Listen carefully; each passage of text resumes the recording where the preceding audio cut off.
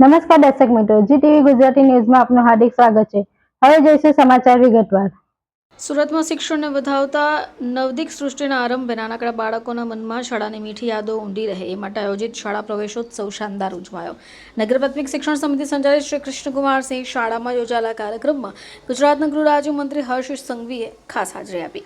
તેજસ્વી વિદ્યાર્થીઓને મંત્રીશ્રીએ સન્માનિત કર્યા। શૈક્ષણિક અને અન્ય કુશળતાઓને માન આપી કુમકુમ તિલક કુમકુમ પગલાના શુભ સંકેત સાથે શાળામાં પ્રવેશ કરાવ્યો। સમગ્ર વાતાવરણ ઉત્સવનો માહોલ છવાઈ ગયો। શિક્ષણ સમિતિના ચેરમેન, જિલ્લા શિક્ષણ અધિકારી, શાળાના અધિકારીઓ અને મોટી સંખ્યામાં વાલીઓ, સ્થાનિક નાગરિકો હાજર રહ્યા। ગૃહ રાજ્યમંત્રી હર્ષ સંઘવીએ બાળકોને આશીર્વાદ આપતા જણાવ્યું કે શાળાનું પ્રથમ પગલું બાળકના જીવનની સફળ યાત્રાની શરૂઆત છે। શિક્ષણ માત્ર પાટિયા પરના અક્ષર નહીં, પરંતુ સંસ્કાર, સમજ અને સમર્પણ પણ છે। રાજ્યમાં મુખ્યમંત્રી શ્રી ભૂપેન્દ્રભાઈ પટેલના માર્ગદર્શનમાં આજે અષાઢી એકમના શુભ દિવસે ગુજરાતના બધા જ ગામડાઓમાં, શહેરોમાં, શાળાઓમાં કન્યા કેળવણી અને શાળા પ્રવેશ ઉત્સવની શરૂઆત થઈ છે।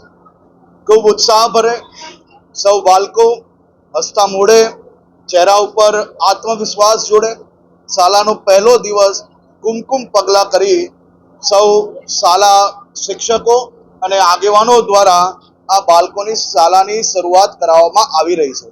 આ અદ્ભુત દ્રશ્ય આજે જોવા મળ્યા સુરત શહેરની શાળામાં, જ્યાં હજારોની સંખ્યામાં વાલીઓ અને બાળકો ઉપસ્થિત રહ્યા।